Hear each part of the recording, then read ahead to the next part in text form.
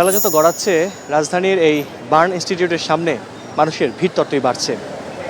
আজকে সকালটা আমি আগেও যেমন বলেছি, আজকে সকালটা কিন্তু বিবর্ণ ছিল। স্বজনরা এই হসপিটালের সামনে এসে ভিড় করেছেন এবং এই যে যত বেলা বাড়ছে সেই ভিড়ের মাত্রাটা ততই বাড়ছে। শুধু স্বজন না, রাজধানীর এই বার্ন ইনস্টিটিউটে এখানে আসছেন যারা রক্ত দিতে চাচ্ছেন বা স্বেচ্ছাসেবক যারা আছেন তারাও আসছেন এবং বিভিন্ন প্রান্ত থেকে উৎসুক জনতা যারা আছেন তারাও আসেন। আমরা এই মুহূর্তে আপনাদেরকে যদি একটু বলতে চাই যে এই যে মানুষের স্বতঃস্ফূর্ত অংশগ্রহণ, বিভিন্ন প্রান্ত থেকে মানুষজন ছুটে আসছেন রক্ত দেওয়ার জন্য।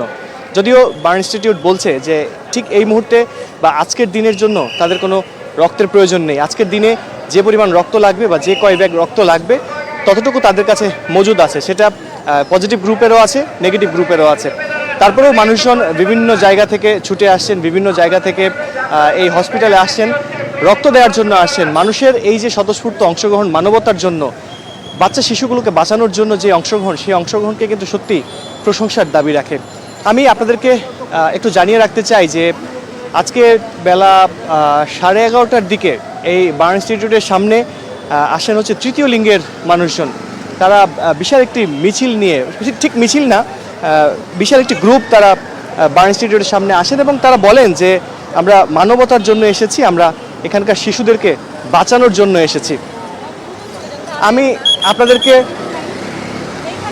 যারা এসেছেন, তৃতীয় লিঙ্গের মানুষজন যারা এসেছেন তাদের সঙ্গে কথা বলবো এবং সেই কথা বলা আপনাদেরকে তাদের সঙ্গে কথা বলে জানাবো যে তারা আসলে ঠিক কি বলতে চাইছেন বা তাদের এই ছুটে আসাটা ঠিক কি কারণে।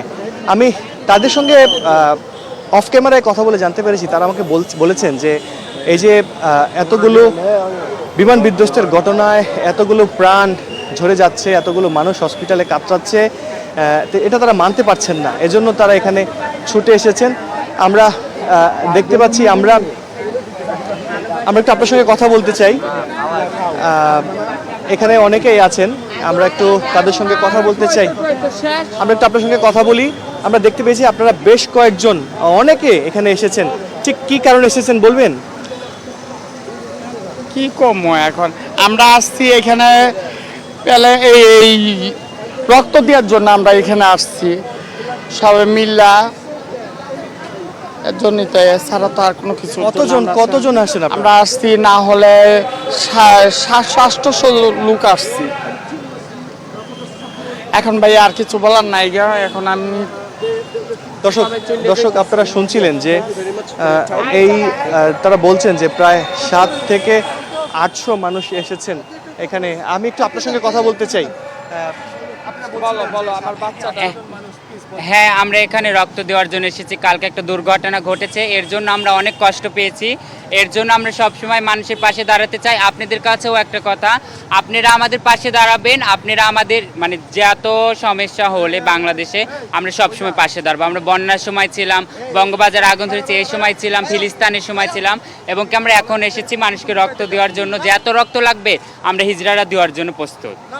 দর্শক আপনারা শুনছিলেন যে তারা বলছেন বিভিন্ন ইনসিডেন্টে তাদের যে অংশগ্রহণ এবং তাদের যেই অবদান সেগুলো কিন্তু তারা স্বীকার করলেন এবং তারা বলছেন যে বঙ্গবাজার ঘটনায় তারা ছিলেন, বন্যার সময় আমরা তাদেরকে দেখেছি মানবতার জন্য কাজ করেছে এবং সবশেষ ফিলিস্তিনের ঘটনাতেও তারা বেশ সরব ছিলেন, গত জুলাই অভ্যুত্থানেও তারা সরব ছিলেন। তো আজকের এই ঘটনায় এই তৃতীয় লিঙ্গের মানুষের অংশগ্রহণ বা এই হাসপাতালের সামনে চলে আসা কিন্তু সত্যি প্রশংসার দাবি রাখছে। আমি আজকে সকালের আপডেট আপনাদেরকে দিতে চাই। আজকে সকাল 8:30 নাগাদ এখানে প্রেস ব্রিফিং হয়েছে এবং সংবাদ সম্মেলন করেছেন স্বাস্থ্য মন্ত্রণালয়ের বিশেষ সহকারী ডাক্তার অধ্যাপক সাইদুর রহমান। তিনি জানিয়েছেন যে আজকে সব মিলিয়ে মৃতের সংখ্যা 27 এবং হাসপাতালে চিকিৎসাধীন আছেন হচ্ছে এখন পর্যন্ত 78 জন। তো আমরা আরও যেটা জানতে পেরেছিলাম যে ডাক্তার সাইদুর তখন বলেছিলেন, সংবাদ সম্মেলনে বলেছিলেন যে আমরা একটা কঠিন সময়ের মধ্য দিয়ে যাচ্ছি, তবে তারা আশাবাদী, তারা আশার দিক দেখছেন। তারা বলছেন যে এই যে national institute of burn and plastic surgery অর্থাৎ বার্ন ইনস্টিটিউট যেটাকে বারবার করে বলছি, সেই হসপিটালের সঙ্গে কিন্তু সিঙ্গাপুর জেনারেল হাসপাতালের একটা চুক্তি রয়েছে এবং আজকের এই হসপিটাল থেকে আজকের ইনস্টিটিউটের যে পরিচালক আছেন তার পক্ষ থেকে বিভিন্ন কেস স্টাডি গতকালের ঘটনায় যারা ভর্তি হয়েছেন তাদের কেস স্টাডি বা কেস সামারি কিন্তু সিঙ্গাপুরে পাঠানো হয়েছে। তারা যদি মনে করেন যে কেস সামারিগুলো দেখে বা কেস স্টাডিগুলো পড়ে তারা যদি মনে করেন বাংলাদেশে আসার প্রয়োজনীয়তা রয়েছে বা সেক্ষেত্রে তারা বাংলাদেশে আসবেন বলে আমরা জানতে পেরেছি। ব্রিগেডিয়ার শাখাওয়াত তিনি বলেছেন যে এই যে ঘটনা সেই ঘটনায় কিন্তু ত্রুটিটা আসলে কার, যান্ত্রিক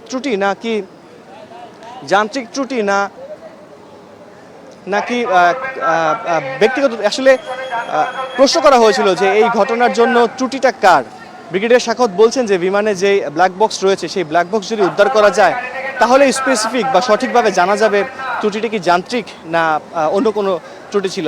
তো সেইটা জানতে হলে আমাদেরকে অপেক্ষা করতে হবে এবং ব্রিগেডিয়ার শাখাওয়াত আমাদের যে তথ্য দিয়েছেন তিনি বলেছেন এবং সরকারের পক্ষ থেকেও ঘোষণা করা হয়েছে যে ফেসবুকে বা বিভিন্ন সামাজিক যোগাযোগ মাধ্যমে মৃতের সংখ্যা নিয়ে একটা ধূম্রজাল তৈরি হয়েছে, সেটা নিয়ে বিভ্রান্তি তৈরি হয়েছে। সেই বিভ্রান্তিতে না জড়ানোর জন্য বা বিভ্রান্তিতে না পড়ার জন্য অনুরোধ করা হয়েছে সরকারের পক্ষ থেকে। তো সবশেষ আসলে দুর্ঘটনা বা বিমান বিধ্বস্তের কারণটা কী ছিল সেটি জানতে হলে কিন্তু আমাদেরকে আরও অপেক্ষা করতে হবে। তো এই ছিল বার্ন ইনস্টিটিউটের সামনে থেকে আমার কাছে সবশেষ।